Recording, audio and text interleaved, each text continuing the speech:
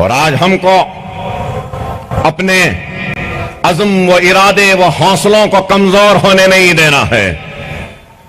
اگر کوئی یہ سمجھ رہے ہیں کہ اپنے 9 سالہ اقتدار میں انہوں نے ہمارے حوصلوں کو کمزور کرنے میں کامیابی حاصل کی تو وہ احمق ہے۔ 9 سال کیا 90 سال بھی اگر تمہاری حکومت رہے گی تو ہمارے حوصلوں میں کمی نہیں آئے گی، ہمارے عزم میں کمی نہیں آئے گی، ہمارے ایمان میں کمزوری نہیں آئے گی، ہمارے ہمتوں میں کمزوری نہیں آئے گی۔ یہ قوم وہ قوم ہے جو کسی کے مٹانے سے نہیں مٹتی۔ یہ قوم وہ ہے اگر کوئی مٹانے کی کوشش کرتا ہے تو ہم ایک نئے عزم کے ساتھ، نئے حوصلے کے ساتھ، نئے ارادوں کے ساتھ اٹھتے ہیں، اور یہ دارالسلام اور یہ عمارت انہی حوصلوں، اسی عزم، اسی ہمت اور اسی ایمان کی نشانی ہے کہ ہمارا حوصلہ نہ کبھی کم ہوا نہ کبھی کمزور ہوا۔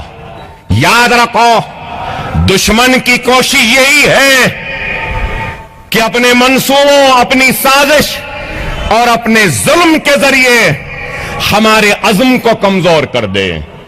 دشمن کی یہی خواہش ہے کہ وہ ظلم کے ذریعے ہمارے حوصلوں کو کمزور کر دے۔ دشمن کی یہی منصوبہ ہے کہ وہ اپنے اقتدار کی طاقت کے ذریعے ہمارے ایمان کو کمزور کر دے۔ تو آج آپ کا، ہمارا ایمانی تقاضا ہے کہ ہم اپنے دشمنوں کو ان کے مقاصد میں کامیاب ہونے نہ دیں، اور اگر ہم کو ان کے مقاصد میں ناکام کرنا ہے تو ہم کو اپنی زندگی میں ایک نئی کامیابیوں کو لانا ہوگا، نئے انقلابی تبدیلیوں کو لانا ہوگا، اپنے زندگی میں ایک نئے اجالوں کو لانا ہوگا۔ اور وہ کیا ہے؟ میں آپ سے صرف 2-4 باتیں کہوں گا۔ وہ کیا ہے؟ ایک تو سب سے بڑا کام یہ ہے کہ نماز کے پابند بن جاؤ۔ دوسرا، سنت رسول اللہ پہ عمل کرو۔ تیسرا، قرآن کی تلاوت کرو۔ چوتھا، شریعت پہ عمل کرو۔ پانچواں، ماں باپ کی اطاعت کرو۔ چھٹواں، بڑوں کا احترام کرو۔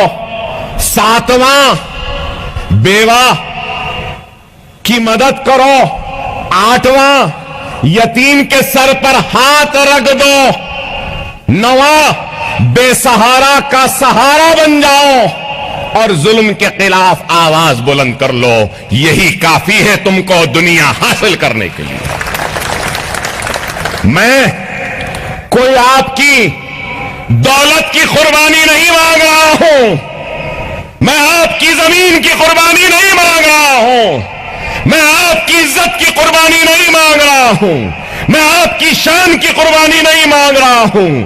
میں یہاں کھڑے ہو کر اگر کچھ مانگ رہا ہوں تو صرف یہی مانگ رہا ہوں، اے بے نمازی نمازی بن جا، اے بے نمازی نمازی بن جا، اے قرآن سے دور رہنے والے قرآن کو خرید کر لے، اے مسجد سے دور رہنے والے مسجد کے قریب پہنچ جا، یتیموں کی پرواہ نہیں کرنے والے یتیم کے سر پر ہاتھ رکھ دے، بیواؤں کی مدد کر، مظلوموں کی مدد کر، غریبوں کا سہارا بن، بے سہاروں کا سہارا بن جا۔ کیا یہ مشکل ہے؟ ارے مشکل کام تو وہ ہوتا ہوا ہوگا، اور ہے بھی کہوں گا، کہ ایک باپ کو اپنے لخت جگر کے گلے پر چھری چلانا۔ لیکن اللہ کی اطاعت، ایثار و قربانی کے حکم ہوا تو تعمیر کی۔ ارے یہی ہے حج، کیا عالم ہے کہ عرفات کا میدان ہے، سفید روئی کے پہاڑ کے مانند بس دعائیں ہو رہی ہیں۔ ارے دیکھو امیر و غریب، رئیس یا غریب، بادشاہ یا پھر رعایا، بڑا چھوٹا، ہر کوئی بس ایک جگہ برابر جمع ہے اور اللہ کے آگے ہاتھ پھیلائے مانگ رہا ہے. اتحاد ہے، مرکز ہے. ارے سمجھو، اس درس کو سمجھو، اس پیغام کو سمجھو.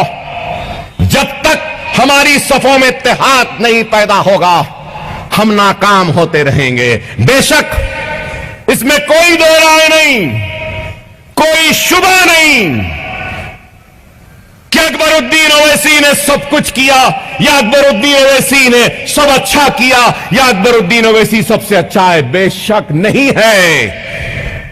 میں سب سے برا ہوں. بہت کام کرنا باقی ہے، ابھی بہت کچھ کرنا باقی ہے.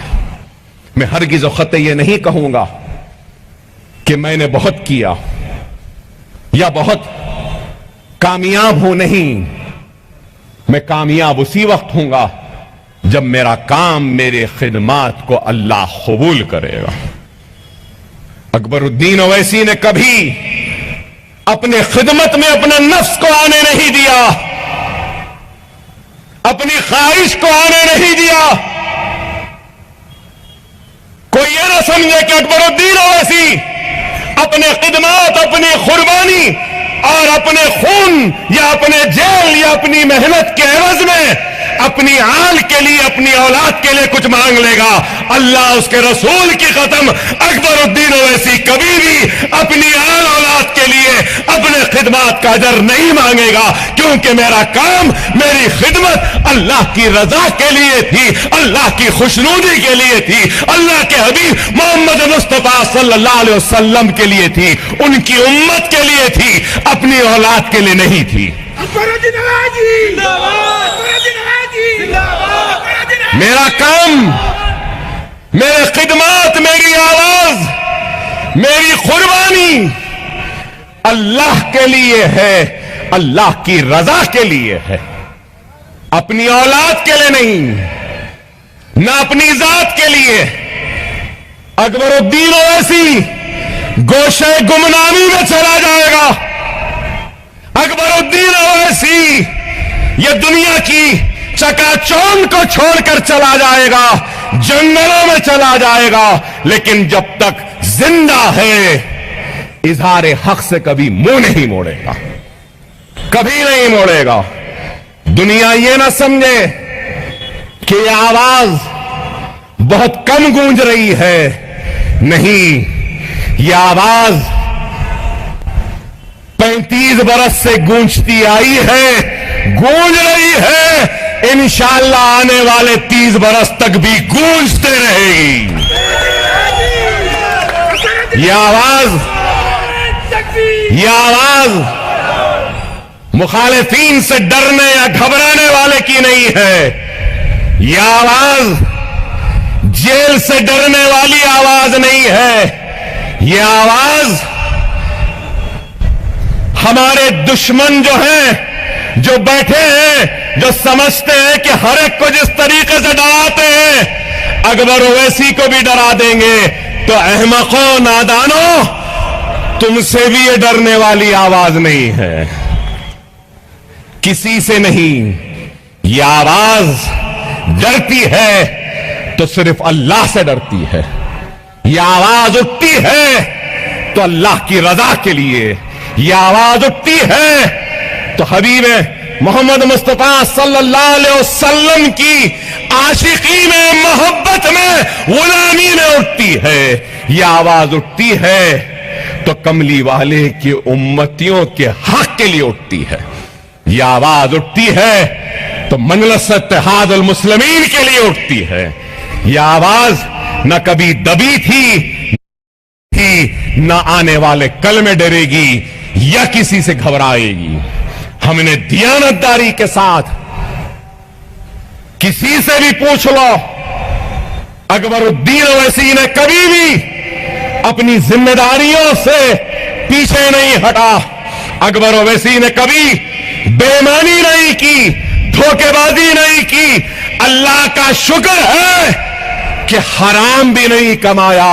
अल्लाह ने जो दिया वो बांटा है कौम को, दिया है कौम को। अल्लाह जितना देगा उतना कौम को देता रहूंगा। अपनी औलाद को कम, अपनी कौम को, अपनी जमात के लिए जिंदा था, जिंदा हूं और रहूंगा। अपनी जिंदगी को एक मकसद के तहत जियो। अकबर ओवैसी का मकसद इत्तेहाद, अकबरुद्दीन ओवैसी का मकसद तालीम, अकबर ओवैसी का मकसद आपका हक, अकबर ओवैसी का मकसद आपके लिए इंसाफ तलब करना। और मजलिस का मकसद भी यही है। मजलिस का क्या है? कमजोरों की आवाज बनो।